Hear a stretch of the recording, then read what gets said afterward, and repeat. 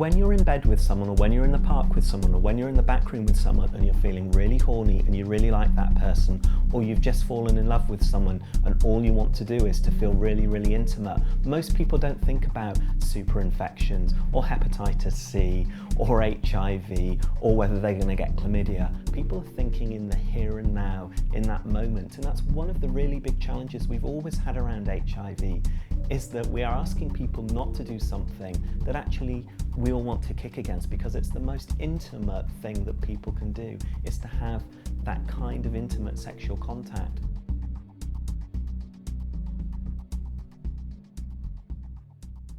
It's never been seen in those terms as another method of putting us down, but I think a lot of the legislation that came out of the 80s, you know, Clause 28, Section 16, all of that was based around some kind of feeling that we were the diseased people, and we weren't really contributing to society in any way, almost. You know, that's kind of how you felt growing up, was that you were a bit of a waster because you were gay.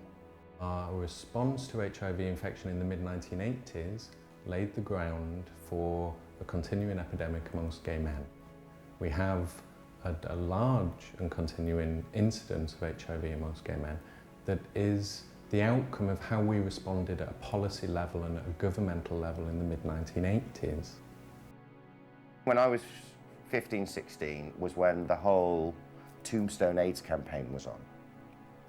And it made me completely ignore all of the information in that leaflet. My mother taped, in one of her moments of madness, taped a copy of that leaflet to my bedroom door.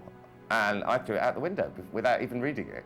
Now, it might have actually contained information that I needed and would have helped me, but it was presented to me in such a negative way that, you know, I wasn't going to take that on board. I didn't want to be seen as, I don't know, there was almost an assumption that if you're gay, you must have AIDS. I mean, I know from my experience, living in the 1980s was like living through a war. I saw all around me people my own age and younger dying left, right and centre. Some of the most beautiful, intelligent, kindest, most brilliant people of my generation, just gone. You could find out that you're HIV positive and then do really very little in terms of saving your life. Although there was some attempt at prophylaxis in relation to opportunistic infections, this wasn't a cure by any means. It wasn't treatment of HIV. So there wasn't a great benefit of knowing that you were HIV positive.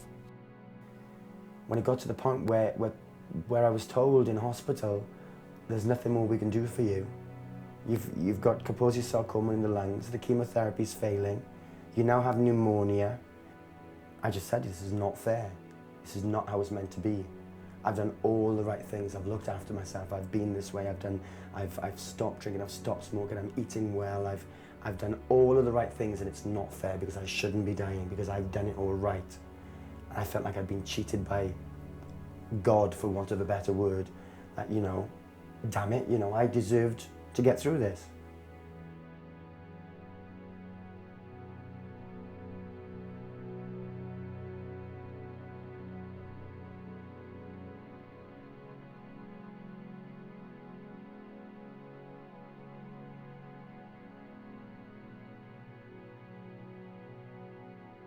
I don't think gay men now are going to have that same experience, because people aren't dying in the way that they were dying back in the 80s or the early 90s. And this is a fantastic thing. I mean, we're really thrilled that there are now effective treatments which can extend people's lives. So when people say, oh, well, people aren't as scared as they used to be, and what are you going to do to make them as scared as they used to be? Well, actually, I'm really glad that they're not as scared as they used to be. Whereas before HIV and AIDS were invariably fatal and disabling, now HIV and AIDS are treatable, manageable. People with HIV have a quality of life that was unimaginable 10 or 15 years ago. So there is no doubt that it has changed our view of HIV and AIDS, and has changed experience of living with HIV and AIDS. Despite there being almost a doubling of gay guys living with HIV, fewer men today, fewer gay guys today say that they know someone with HIV than 7 or 8 years ago. And that's because there are few visible signs of living with HIV. We don't go into bars now and seeing a couple of guys sitting in wheelchairs with blankets over their laps. It is certainly the case that HIV positive gay men have come through. They are there, they are doing well, they're in the gym, they're at the club, and HIV negative men can see that, well, maybe it's not so terribly bad. All I have to do is to take 1 or 2 tablets a day. Therefore, it doesn't matter if I catch HIV. So there's been a kind of laziness, I think, amongst people trying not to catch HIV in this, it doesn't really matter.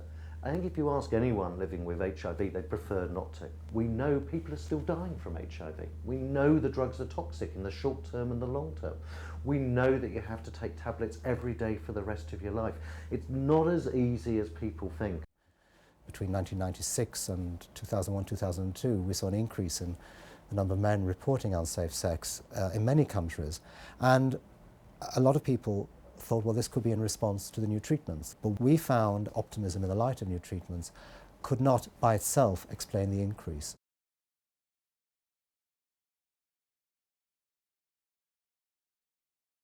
Although a small number of men will say they are less worried, most men are just as concerned about HIV as they were before, and HIV optimism by itself cannot explain this change and this increase in unsafe sex. In the case of HIV, it is necessary to have nearly 100% adherence.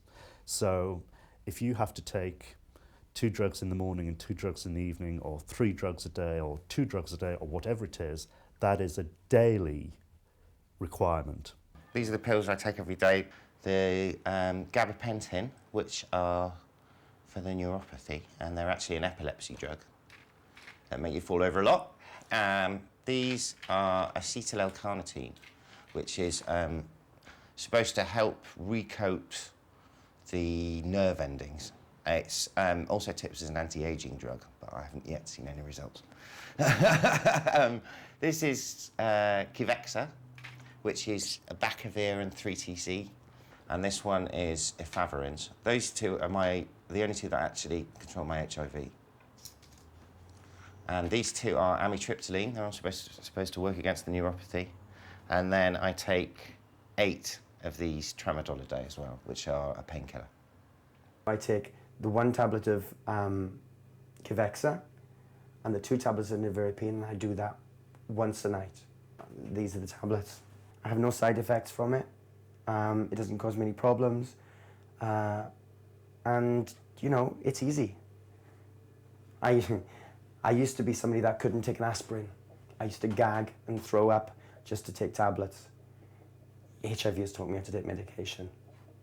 If you don't take your drugs properly, don't take them on time, miss dosages, your doctor chooses the wrong drugs, anything like that, what happens is the virus starts to reproduce.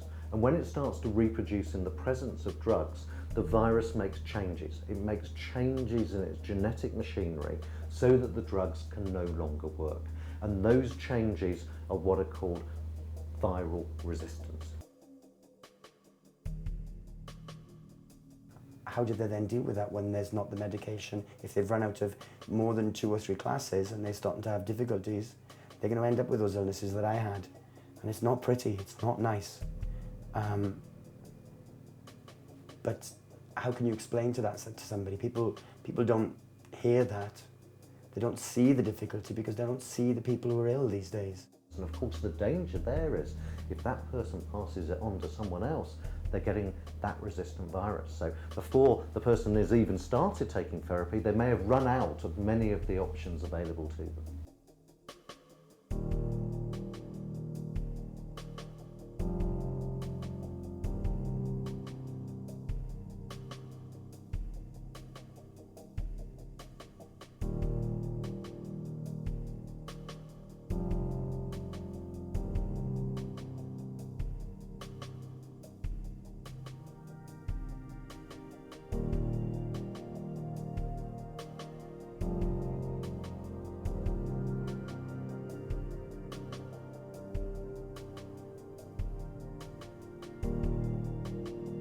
Having got through AIDS and the weight loss, by the time had been on medication for 2 years, facially, I looked more of an AIDS victim than I did when I had full-blown AIDS and was ill. That was psychologically one of the most difficult things. And I must admit, you know, having NewFest done is not a pleasant experience. You know, they take a syringe and they inject 30, 40, 50 times all around the area and each cheek until it's filled and then starts to reconstitute. And it is agony. I mean, I sat with tears streaming down my face, but it was so worth it because today, you know, my cheeks look normal. I think the most difficult thing when you are diagnosed positive is to remember that you have got to get on with your life. And one of the good things about the drugs is that they, you know, you probably won't die for a long time if you're treated well and you're treated at the right stage, but you also have to take account of the fact that even though you might be responding well to treatment, you're not necessarily going to be well all of that time. And it's not necessarily going to be a pleasant experience. It's kind of Russian roulette. You have the Russian roulette in terms of the safer sex and HIV, and then if you get HIV, you have the Russian roulette with the medication. So it's not an easy choice. But for me, at least today, it gives me a life. It gives me a full life. I'm going to be 40 next year. I didn't think I'd see 30. So, you know, I feel like I've had 9 extra years because of the medication. The gay and bisexual community is a community that's come together around sex and love. That's the reason why we associate together. It's the reason why we've historically been persecuted. So sex and love are about pleasure. It's about hedonism. It's also about commitment and sharing. But it's very much a pleasure-oriented agenda for many, many people. In a way, it comes from the civil rights, gay liberation days, when the construction of sexuality was one which said we should have sexual freedom, we should have liberty, we're not going to be restricted by norms of heterosexual marriage, or we're not going to be limited in that kind of way. It certainly isn't the case that everyone aspires to be monogamous, happy, employed, housed, middle class. So we shouldn't be surprised when some people take a route that is diametrically opposed to that, especially when doing so is castigated. There is strength in transgression. There is strength in constructing yourself as being something else. This streak of hedonism, of an unbridled pursuit of pleasure and sexual freedom and choice, is of course a very good thing, but its downside is that it's paved the way for a culture where doing things to excess for the sake of pleasure has sort of got a degree of acceptability. I think part of the problem with having more and more sex is that you get further and further away from what you really want. You end up confusing sexual intimacy with emotional intimacy. And you do really, really intimate things with somebody without actually knowing them very well. And I think in the same way as drink and drugs can become very habitual, sex can be a really easy option as well. And you can get into the habit of just having more and more and more sex as a way to try and fill a need. And these days with the internet, you know, it's with the case of, you know, what you want when you want it, it's become really, really easy to have as much sex as often as you want with as many people as you want. The internet has changed the way we live on many, many different levels, and it would be remarkable if one of the first uses of a new technology were not gay men finding out how to have more sex through it. It's much easier to say online, this is what I'm into, anyone interested, than it would be if you're in a club having to go around and ask everyone, oh, are you into scat or whatever? That might take a long time before you find your match. You put your profile up online saying, this is what I'm into, anyone want to come along, you'll get responses.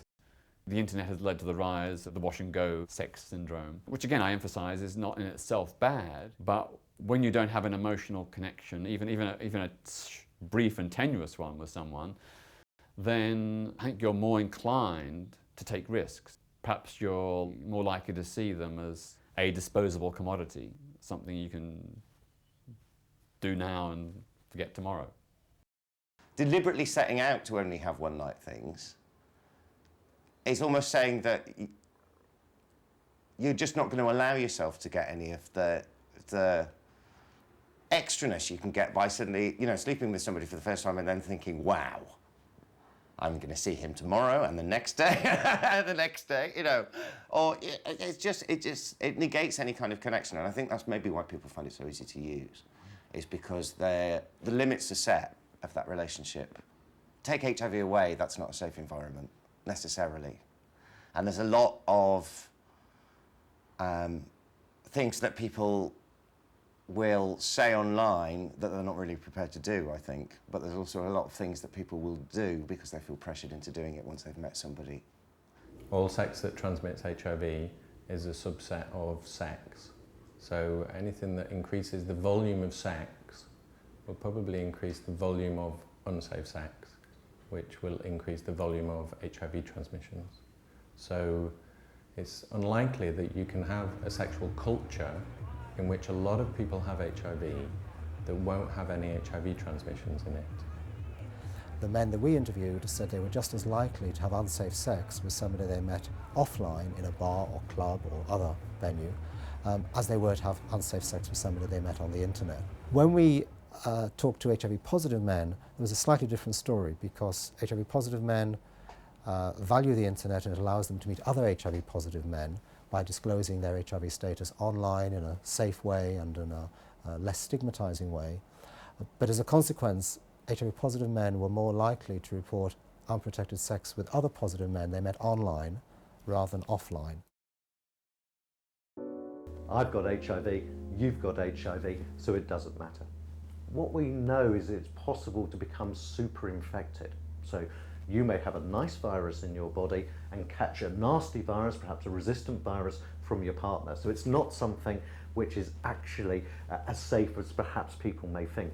In addition, we know there are lots of other infections which are transmitted via sex, and some of those may be associated with more rapid progression of HIV. So just because you're HIV and your partner's HIV doesn't mean that you should be having unsafe sex.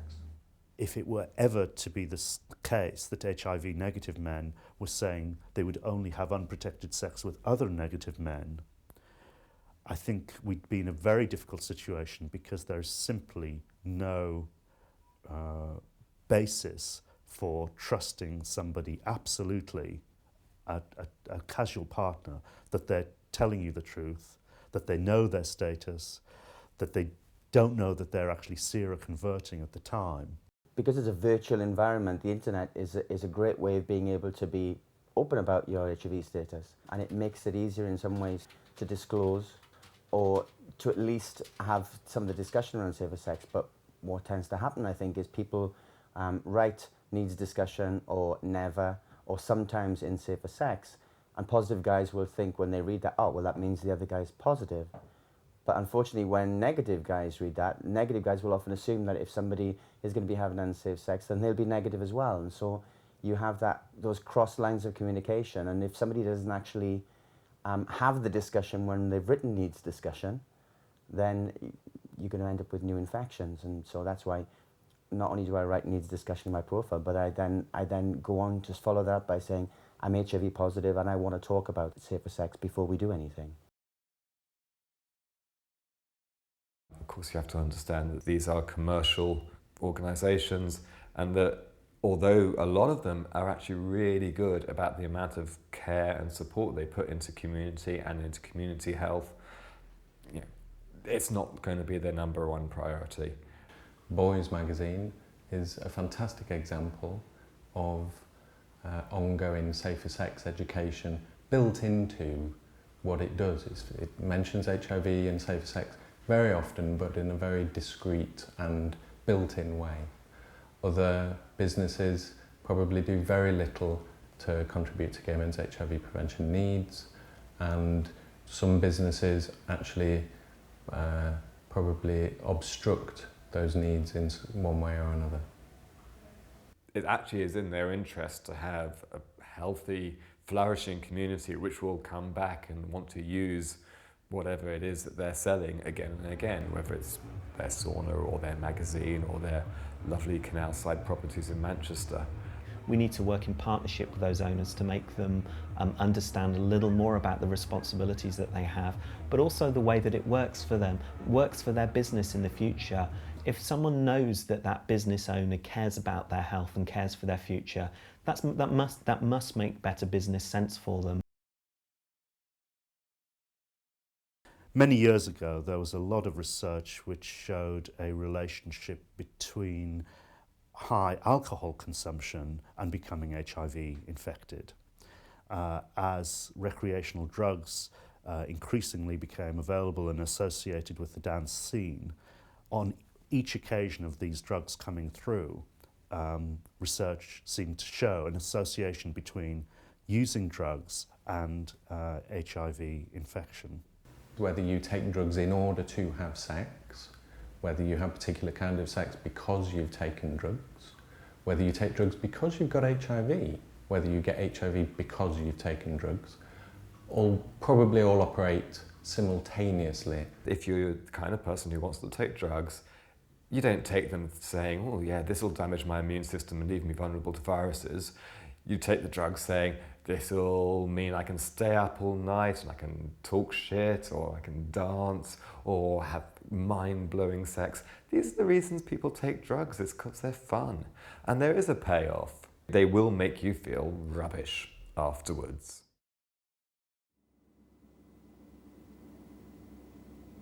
Puts the body at risk, it puts a strain on your immune system anyway, so that if you have lower inhibitions and a strained immune system, you're prepared to take more risks, you're more likely to come into contact with somebody who is positive, who's doing exactly the same and has the likelihood of actually passing the virus on to you.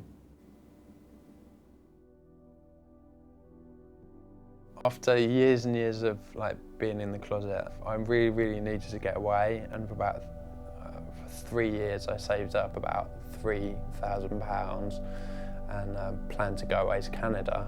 I met a few guys in the first week, and one of them was called Norbert, and he really seemed to fancy me, and the fact that I would have been drinking as well as been using cocaine, that was quite strange, because it felt so easy for me to get hold of cocaine at exactly the same place, in fact, that I met Norbert. And that really didn't help me, because being with somebody, after not being with somebody for so long, I was obviously, incredibly excited to actually just to be close to someone like me, really. So I went back to Norbert's house, and then obviously we had sex, and it was unprotected. And it makes me incredibly angry to think that I did that, because there's so many years had gone by about thinking about safe sex and learning about what to do, and I didn't put it into practice the very first time I had sex, which was ridiculous. That to some extent is why I'm positive today. I was out in the club, I was drinking a lot, and I met somebody, 23 years old, and I wanted to be with somebody. So we went home and had sex, and at a certain point in the night we ran out of condoms, and there was a choice either to stop having sex or to carry on without the condoms. And I made the decision to carry on without, because it was more important to me to have the company and to have somebody that I felt wanted me than to think about what my future was. And lo and behold, there I am, HIV positive. Was it worth it? No. From my vague recollections of a drunken evening, it was good sex, but it wasn't good enough to lose my health over. But it was what I wanted at the time, because I felt that was more important to me, to be wanted. We have to ask the question, what is it about gay communities and gay lifestyles that either allows us to have such a high drug and alcohol use, or what is it that makes us have a high alcohol and drug use? Most young people as they come out, and not just young people, but people as they're coming out as lesbian or gay, find that the main social support they get are in gay bars, where there's lots of alcohol being consumed, and whereas on the whole there's fairly good availability of drugs. I think it's a good thing that I experienced it, but I do feel that, you know, somebody who's not as aware that it has a negative effect, it could do them a lot of damage. It bothers me a little bit, but I do see that gay people can use drugs as a way out, kind of escaping the negativity and the pain that they feel is almost like a painkiller. What needs to be done is more education and more support around why people do drugs in the first place. If people are not comfortable enough in themselves to be able to make some kind of a connection or have some kind of a social interaction with another person without the use of drugs, then just telling them that drugs are a bad thing is not going to make any difference. So I think what we need is interventions that actually mean something and support people to actually be able to communicate better amongst themselves and not have to rely on drugs in the first place to feel comfortable in their own skin. There's an inverse relationship between need and access to services, and that's as true in sex education. Young gay men who most need to be educated and most need to have their sexual health needs met are least likely to have them met when they leave school. For gay men, the highest risk age group is 17 to 25, and there's some value in talking to that age group, but actually there's more value in talking to a 15, 16-year-old, indeed even a 12, 13-year-old about sex and how to keep yourself safe and sex education, because you want them to know all those messages and to have all the information before they start having sex, not whilst they're having it. I didn't have a lot of support. I didn't really have the sexual education that I needed, so I didn't feel comfortable going out and just doing these things, which I needed. You know, I was really, really frustrated sexually and emotionally, so, you know, it would have done me a lot of good, probably.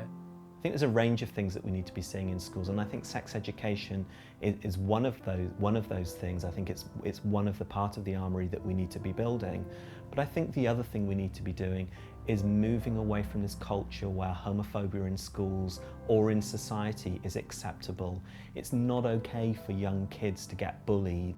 I was called gay boy at school from being 5 or 6, really. I didn't really understand what it was all about until much later on. From the age of around 6 or 7, I was bullied and called names.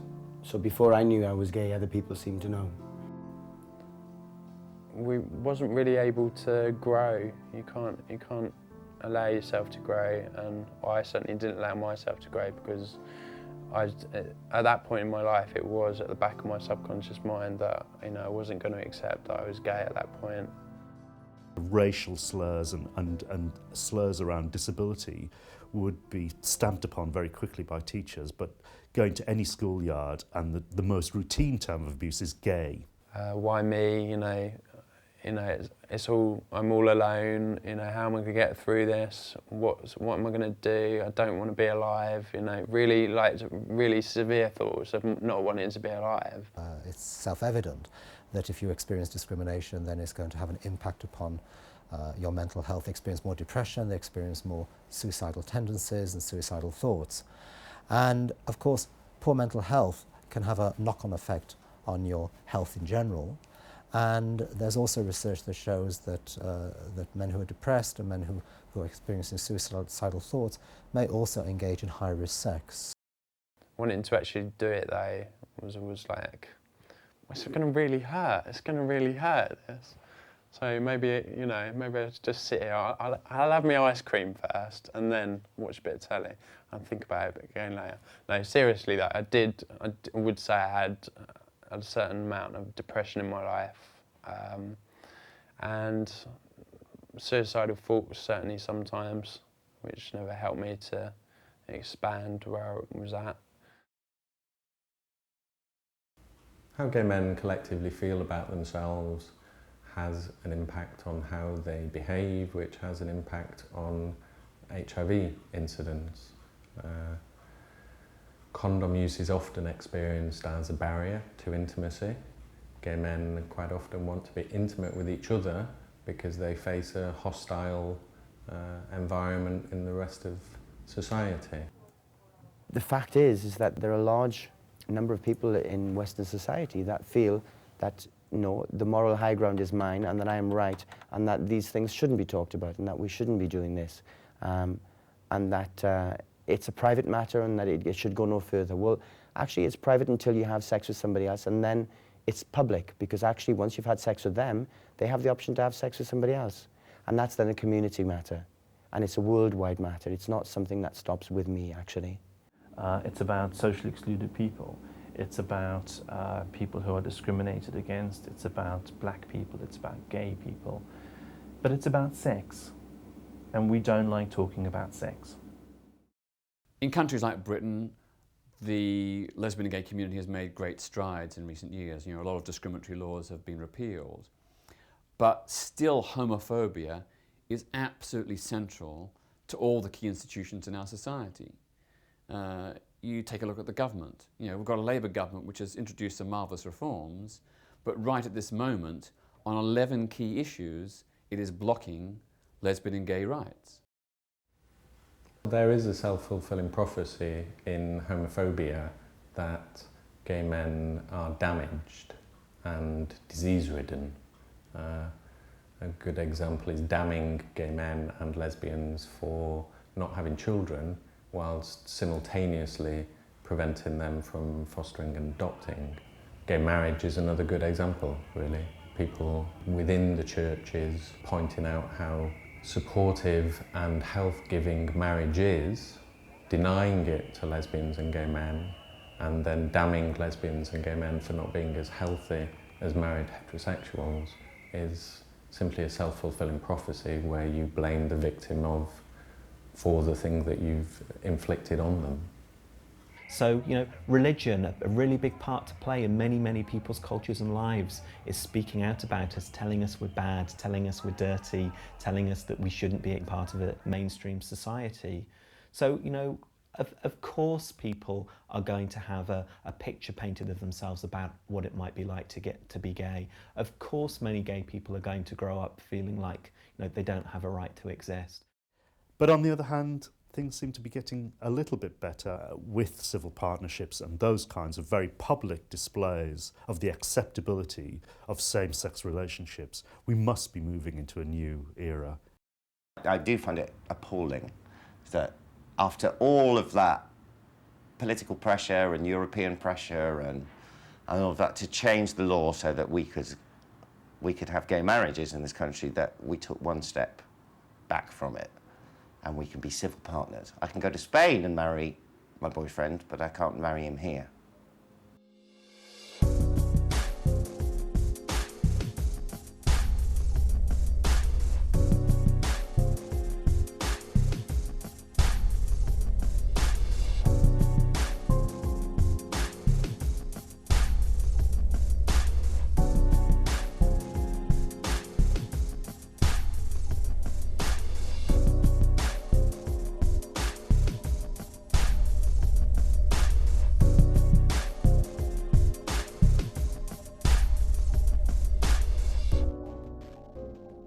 Take a look at the media.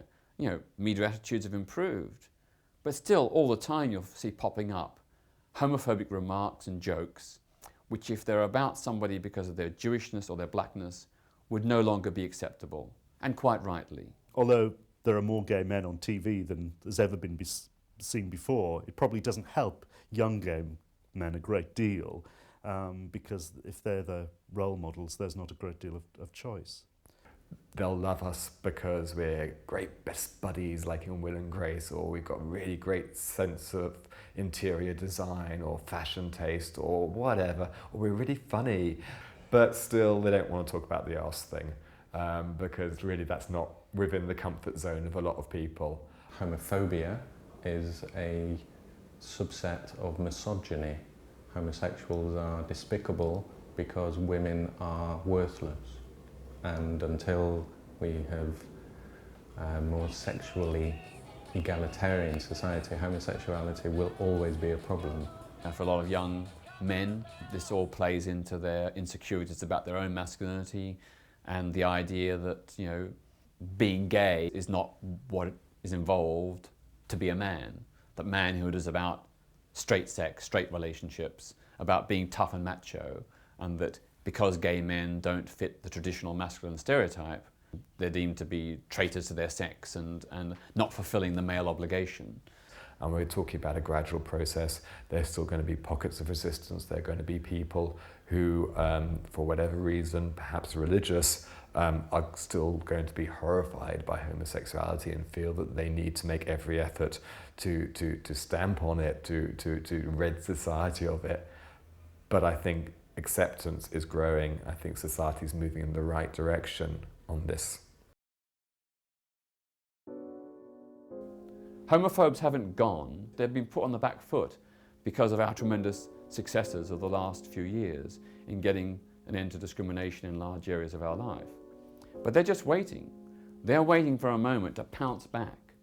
We mustn't give them the opportunity. We have a responsibility to safeguard, treasure and promote the gains we've made. As soon as we started to make gains in terms of our human rights and people acknowledging that we might just be equal citizens, we kind of said, okay, that's fine then, let's party.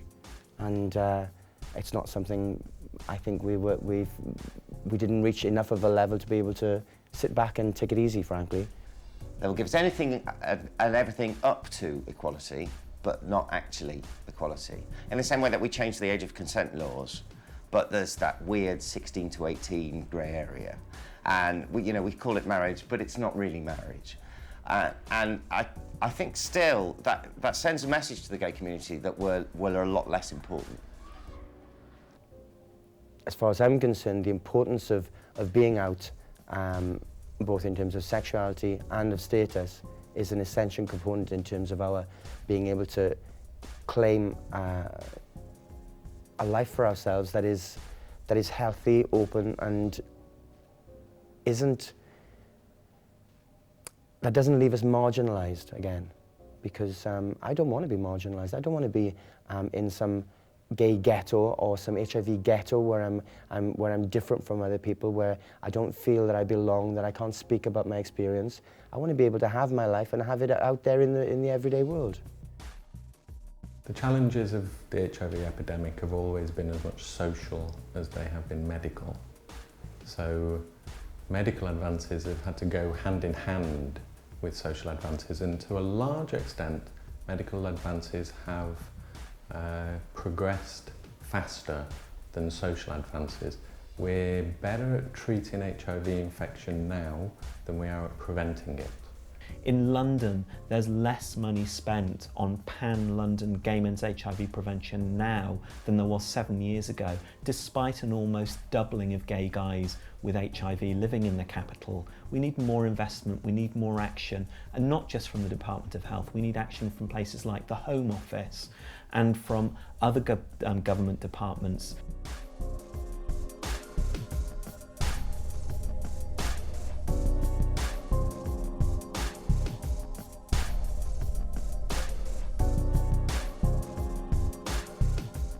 There are very powerful people in very high positions in all the key institutions in our society who still believe that gay is second best. And when the government, the police, the church sends this message out, of course it reinforces negative ideas and low self-esteem in young gay and bisexual men. And without esteem, without self-confidence, without a sense of self-worth, you're not going to practice safer sex. You're not going to care what happens to you or your partners. So the people who bear the responsibility for this epidemic are, at least in part, those people in senior positions in our society who refuse to really genuinely and sincerely tackle homophobia and give people even the elementary basics of full legal equality. There are people in prison right now for transmitting HIV under a wide variety of circumstances. Those criminalisations have given the mainstream media another opportunity to demonise HIV. The criminalisation and the prosecutions have reinforced people's notion that it's people with HIV who are solely responsible for HIV transmission, and that the law will in some way protect them from HIV. The same logic could be applied to all sexually transmitted infections. Where do we stop? Do we stop with flu? You know, I mean, where does this go as far as viral or bacterial transmission is concerned? If you talk to an HIV positive man, the last thing on earth he wants to do is infect another man. And the vast majority of HIV negative men want to stay that way, even if their behaviour doesn't always suggest that they are going to. I think that when they try and apply the same kind of prosecutions to gay men that they've used for heterosexuals, I think it's going to be very different, because I don't think any gay man can pretend that he's unaware of the possibility that the person he's having sex with might be positive. Positive men are already positive. They don't become positive again. It's really up to the onus or the responsibility or the burden of protecting oneself is actually the HIV negative person, and they should always be insisting upon the condom use, or only having partners who are willing to use condoms. I think it would stop people from testing in droves, and it would stigmatise all those people who have already tested positive, and it would make people much less likely to disclose their status. Because at the end of the day, people with HIV and people who don't have HIV have an equal responsibility in their sexual encounters. I don't think you can have sex with somebody whose status you don't know and then claim that they deliberately infected you, because you could have deliberately not caught it. From the same data which tells us that HIV negative men expect a positive man to disclose, we also know that lots of HIV negative men would not have sex with someone who told them that they were positive. So you've got to think about, well, what is the motivation here for someone who's HIV positive to say, I'm HIV positive, and expect rejection, perhaps have people gossip about him, talk about him behind his back, tell everyone what his status is.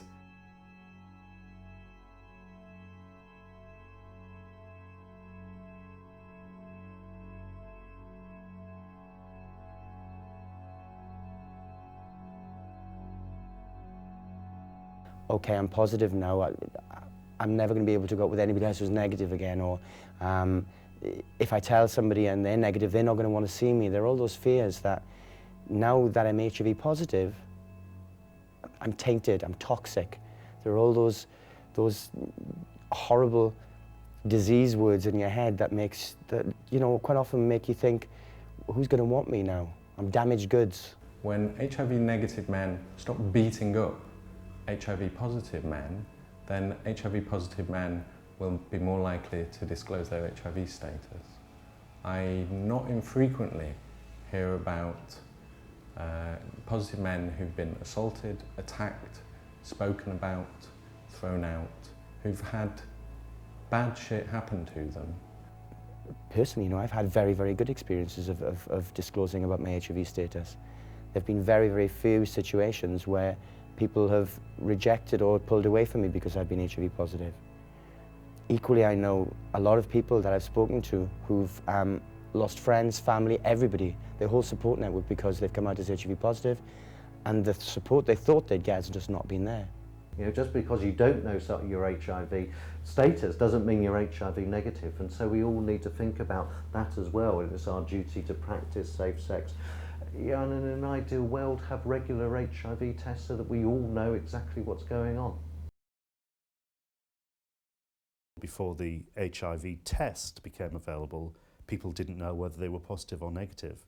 It was a very, very frightening time, but it was a time when people felt that there was an enemy out there that everybody had to fight. How you get people to feel the same way again. I'm feeling quite happy that I'm actually doing it rather than just putting it off like I have been in the past. I just want to be able to feel secure in my status as well as my sexuality, and I think doing this is going to prove both those things.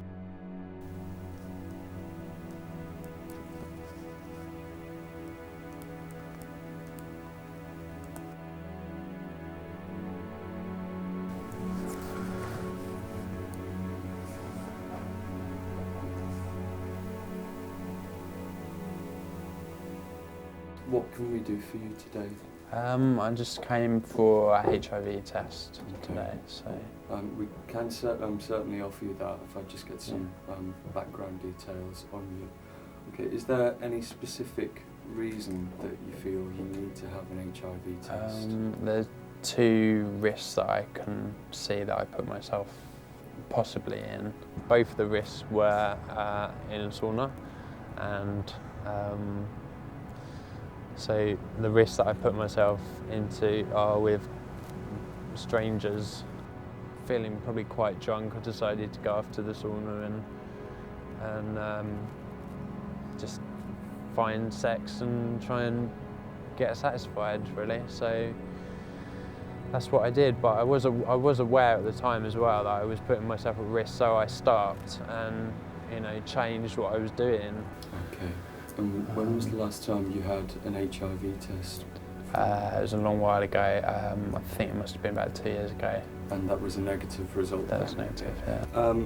When was the last time you had sex? What type of sex did you have? Active or passive? Was that with or without condoms? How many partners have you had in the past 3 months? And in terms of recreational drugs?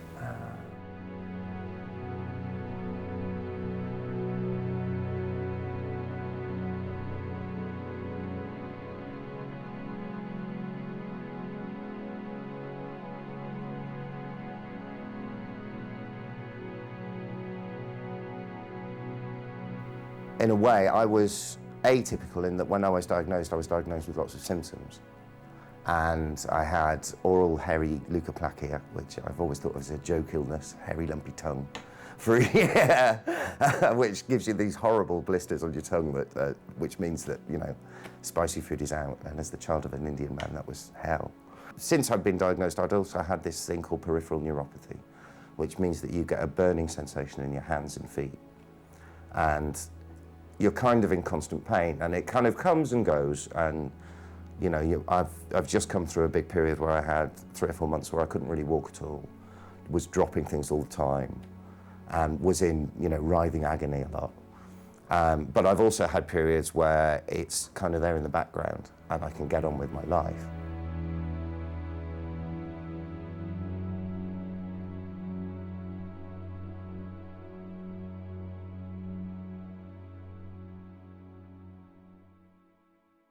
It would be much better to know that you were positive than not know at all, because at least then we would be in a position to assess what was going on with you, and offer you care. It's much easier for us to keep you well than it is for us to try to make you better much further down the line. Have you thought of how you might react should the test come back positive? Is a positive result something that you've thought about? Yeah, I've been thinking a little bit about it, but I feel like I want to do it, so yeah. Okay. And if it were to come back positive, have you thought who you might talk to about the result? In terms of friends or probably partners? my flatmate, one of my closest flatmates. Okay. Yeah. I can't really imagine what that would be like to tell my family if I turn out to be positive. You know, I've just kind of gotten past the stage where, you know, it was, I could have imagined, and I've done, you know, I've told them that I'm gay, so, you know, if this turns out to be positive, then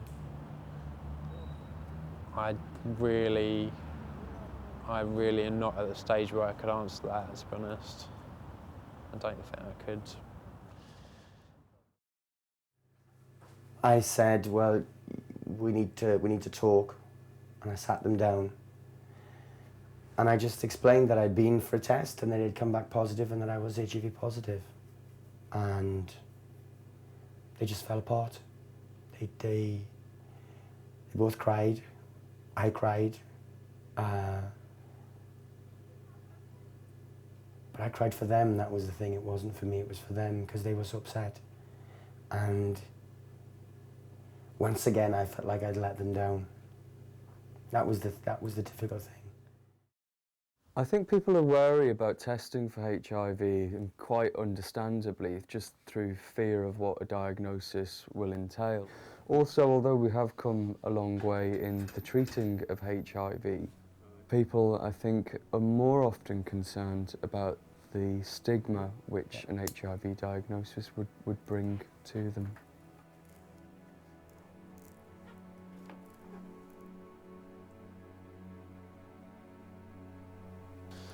I'm not going to look.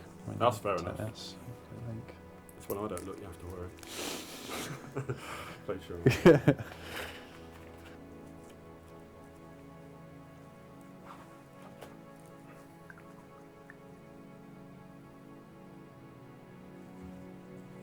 It's coming out any minute.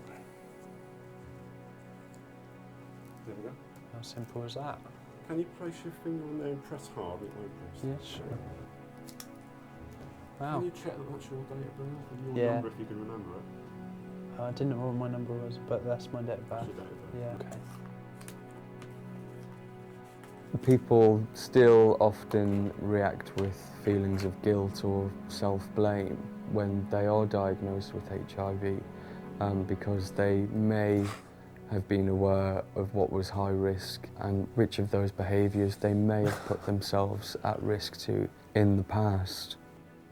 It genuinely comes as a shock to them because there's still a real belief that it's never going to happen to you. After you've gone through the initial kind of panic stages and the initial I'm not going to think about it stages, you do have to really take stock of your life and take stock of yourself as well. You know, the only way you're going to die with HIV is if you don't look after yourself. Especially in England. I mean, in other places in the world, you know, it's an illness that can kill you very quickly. But here, as long as you're diagnosed in time, there is no reason why you can't live a long and productive life, but you've really got to suddenly start taking care of yourself in a way that I think I definitely didn't before I was diagnosed.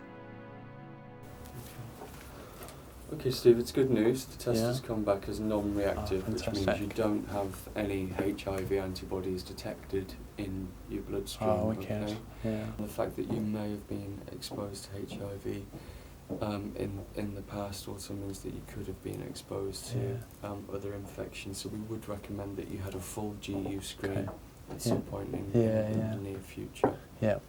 Now, obviously, there have been some issues for you since the last time you tested. In which you feel you have put yourself at risk. Yeah. So you do need to look at those behaviours. Yeah. But other than that, it's a very good result today. Yeah, I'm really you don't pleased. have HIV. That's really good. Cheers. Good. Thanks. Okay.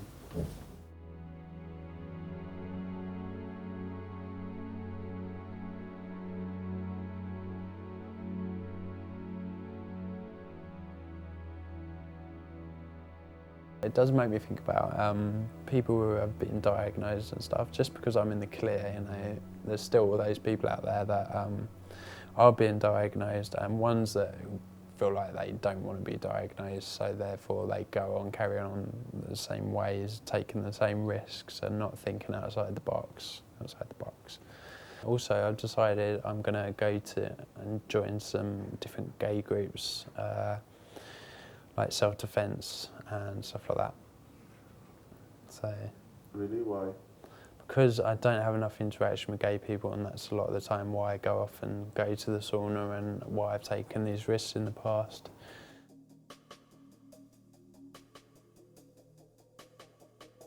I'd like to say that within my lifetime it's going to be brought under control. I don't think that is the case. I think here in the UK things are going to get a lot worse before they get better. I say that because we've seen increases in infections every year now. I don't think we're going to see a decline in HIV diagnosis amongst gay men, at least for the next 5 or 10 years. I think it's inevitable, given the large numbers of gay men that we have in places like London who have HIV, and we have increasing numbers because the good news is that fewer guys are dying now, but that means that the population of guys with HIV is increasing. The treatments for HIV have got much more sophisticated and much more effective, but I think we need to continue to reinforce the message that These are treatments and only treatments. There is at present no cure for HIV, and there's no real sign of a cure arriving anytime soon. The hope is for improvements, ever improving treatments, but people still become HIV infected, people still die of AIDS, there is resistant virus, so we need together to work together to fight AIDS in the same way as people did in the 1980s and 1990s before treatments were available. What men who have sex with other men could do to contain HIV is not to be involved in HIV exposure. So that means not fucking without a condom with someone of a different HIV status to yourself, which means being confident about whether or not you have HIV, so using HIV testing to find out if you've got HIV. Being confident about the HIV status of your sexual partners if you are going to fuck without condoms, and not leaving that to crossed fingers or assumptions. It comes down to how we relate to each other and what we do within our communities. When we hear comments, gossip about somebody who may or may not have HIV, we can challenge that. We can challenge stigma in our own communities. We can challenge discrimination in our own communities. People are more likely to disclose their HIV status if they get a good, positive response the next time they do it. We can all play a part. It's something so simple. It isn't, of course, just down to us. It's also a collective community response, a government response. We need, from governments, a commitment to early, effective, safe sex education in schools. We need general public education campaigns through the mass media, not once in 20 years, but every year and throughout the year, to reinforce the safe sex message.